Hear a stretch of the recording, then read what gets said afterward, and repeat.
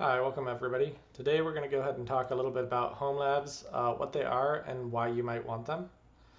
So a home lab is basically just a place that or an environment that you have at home that you can use for development work or testing that you can use to play with some things that you wouldn't necessarily be comfortable playing with at work.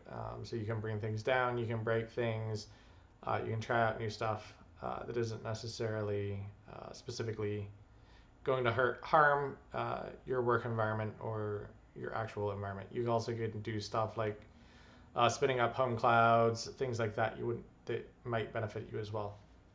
So one of the easiest ways to actually get a home lab started is to start with Hyper-V if you're a Windows user. There are other options if you're non-Windows, but we'll go ahead and cover Windows since a lot of people have that in their homes. Yeah, so first thing we're going to do is we're going to go ahead and start up Windows features. And then, so you go ahead and press the start bar and you can type in, actually if you just type in Hyper-V, turn Windows features on or off will come up and then you'll get this window.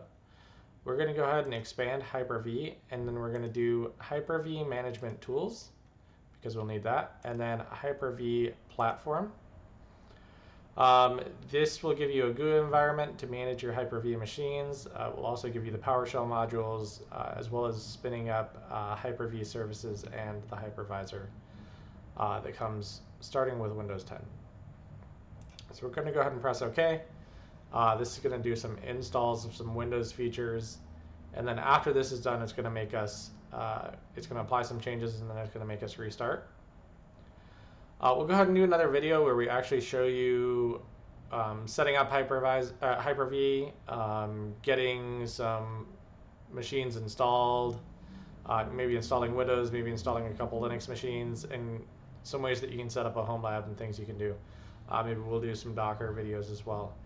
But yeah, that's basically just getting Hyper-V enabled on your machine. That's pretty much all there is to it.